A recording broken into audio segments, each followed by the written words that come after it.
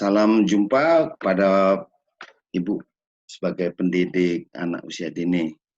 Dalam pertemuan pertama materi imbasan ini yang dibagikan bahwa semua pendidik itu harus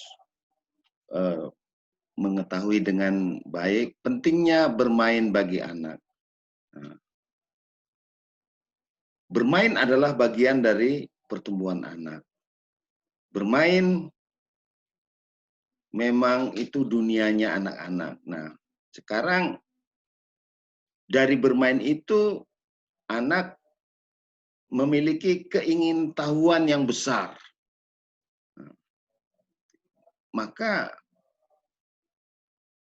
anak merupakan pribadi yang unik.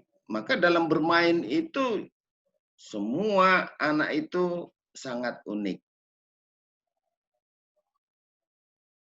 Mengapa bermain ini menjadi yang penting? Karena dunia anak usia dini itu masa yang paling potensial untuk belajar.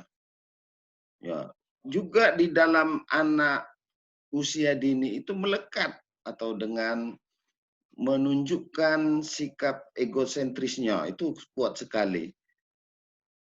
Juga anak usia dini memiliki rentang daya konsentrasi yang pendek. Nah, ini anak-anak nggak tahan dia duduk belajar lama-lama dengan sikap diam begitu, itu paling sulit untuk anak usia dini. Nah, inilah dalam dunia anak usia dini itu bisa dirasakan bahwa anak usia dini itu sebagai bagian dari makhluk sosial. Kita lihat aja anak-anak itu bermain bersama temannya. Ya, inilah yang harus dimiliki seorang tenaga pendidik, betul-betul memahami bahwa anak merupakan pribadi yang unik. Nah, anak usia dini itu membutuhkan rasa aman, ya kan? Orang tuanya mengantar anak ke sekolah, baru masuk nangis-nangis, ya, karena ditinggal nanti. Sulit untuk memisahkan. Dia aman dengan orang tuanya. Ini benar sekali, anak usia dini membutuhkan rasa aman. Nah, bagaimana istirahatnya, bagaimana makanannya, ya, ini sangat dibutuhkan. Anak usia dini itu betul-betul mencontoh apa yang dilihat dan dengarnya. Ya, ini sangat kuat. Apa yang dilihat dicontoh, apa yang didengar juga dicontohnya. Nah, itu terekam semua dalam pikiran anak itu. Nah, juga anak usia dini itu membutuhkan latihan dan rutinitas. Nah, kita kan di sekolah biasa kita latih bagaimana menyimpan tasnya, bontotnya gitu ya. Hari pertama, hari kedua, dan akhirnya bisa dengan baik secara mandiri. Anak usia dini itu juga banyak bertanya dan memperoleh jawaban. Ini juga harus dimaklumi.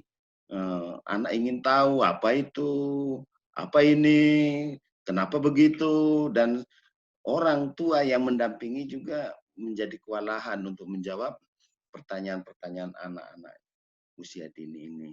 Nah, begitulah cara berpikir anak berbeda dengan orang dewasa. Jadi anak usia dini itu memang betul-betul membutuhkan pengalaman langsung dengan bermain. Nah, anak usia dini suka mencoba-coba, ini modal pokok dalam belajar, ya kan? Kalau dia dalam masa perkembangan anak usia dini itu dia suka coba-coba, nah, itu sudah modal pokok itu. Jadi nggak bosan-bosannya, bermain merupakan dunia masa kanak-kanak. Ya, bermain sampai lupa dia makan, sampai lupa dia mandi gitu ya, sampai ibu atau bapaknya berteriak-teriak, mandi dulu, makan dulu gitu ya. itulah dunia anak-anak yang suka bermain. Nah, dalam bermain itu apa? Terjadi perkembangan anak itu sendiri. Perkembangan fisiknya, perkembangan sosialnya, perkembangan emosinya, perkembangan motorik kasar maupun motorik halusnya, perkembangan kognitifnya, dan perkembangan bahasanya. Ini semua dapat diperoleh dari bermain.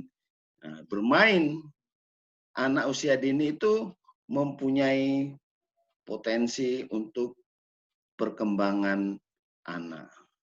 Ini yang harus dimiliki seorang pendidik atau diketahui anak usia dini perkembangannya bervariasi antar anak, nggak boleh disamakan. Jadi melalui bermain, pengalaman anak bertambah dan berpengaruh kuat. Nah, juga pengalaman anak itu bertahan lama pada anak, ya tersimpan dan sangat kuat melekat dalam pengalaman pikirannya itu. Jadi melalui bermain, perkembangan anak menuju ke arah yang makin kompleks. Melalui bermain, perkembangan dan cara belajar anak terjadi.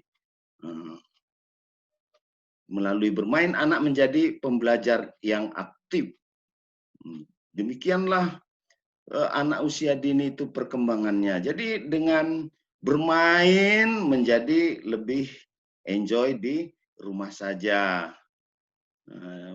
Sesuai dengan situasi sekarang, ya kan, di mana pandemi, di mana seluruh tanah air kita ini ya masuk. Jadi anak-anak bermain di rumah saja.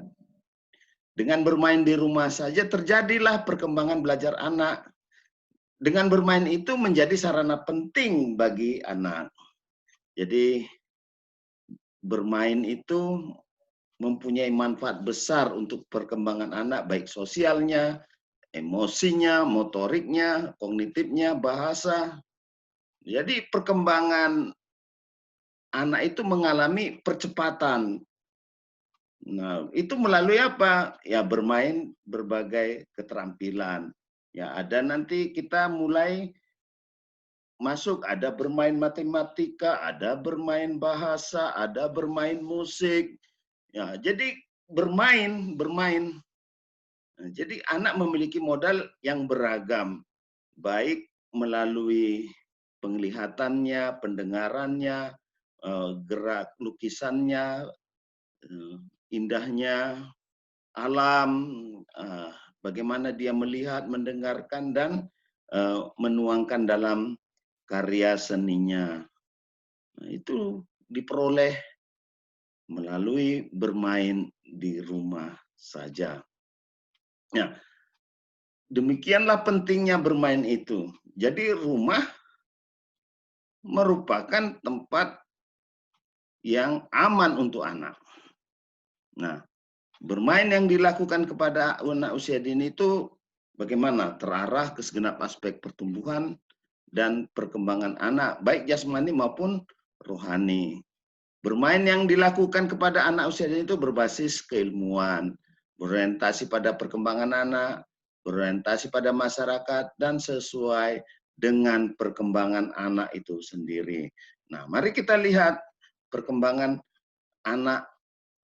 Bermain sesuai dengan tahap-tahap perkembangan anak itu sesuai dengan usianya. Ya, kalau usia 4 tahun, 5 tahun, 6 tahun, sesuai dengan individu anak itu. Juga bermain sesuai dengan lingkungan sosial budayanya. Bermain juga diikuti dengan yang ada pada kurikulum. Nah, dalam kurikulum anak usia dini itu mencakup semua aspek perkembangan anak. Nah, disinilah pendidik melihat. Jadi berdasar pada pengamatan pendidik dan catatan yang lengkap tentang minat dan tingkat perkembangan anak. Inilah rambu-rambu bermain yang sesuai dengan tahap perkembangan anak yang pendidik berikan nanti kepada orang tuanya di rumah. Nah, maka bermain di rumah yang direncanakan itu yang bagaimana? Yang proses yang interaktif. Bermain di rumah yang direncanakan itu apa? Konkret, nyata, dan relevan dengan kehidupan anak.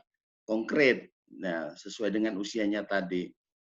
Bermain juga bervariasi materi bermainnya, ya kan? Seperti ada nanti kita akan dalami bermain matematika, bermain bahasa, bermain musik, ya, bermain sains, ya. Pokoknya bervariasi sesuai dengan tingkat usianya. Jadi bermain di rumah yang direncanakan itu eh, interaksi antara anak dengan pendidik, interaksi antara keluarga dengan pendidik. Nah, semua hasil bermain itu akan dilaporkan oleh orang tuanya kepada pendidik sebagai guru yang disebut dengan evaluasi perkembangan anak. Ini guru yang membuat nanti, orang tua sebagai bapak ibunya hanya melaporkan kepada pendidik hasil bermainnya itu. Demikian pertemuan kita hari ini. Pertemuan pertama ini terima kasih. Semoga materi yang pertama ini dengan baik diterima dan bisa diterapkan nanti kepada orang tua di rumah. Terima kasih, salam untuk semuanya.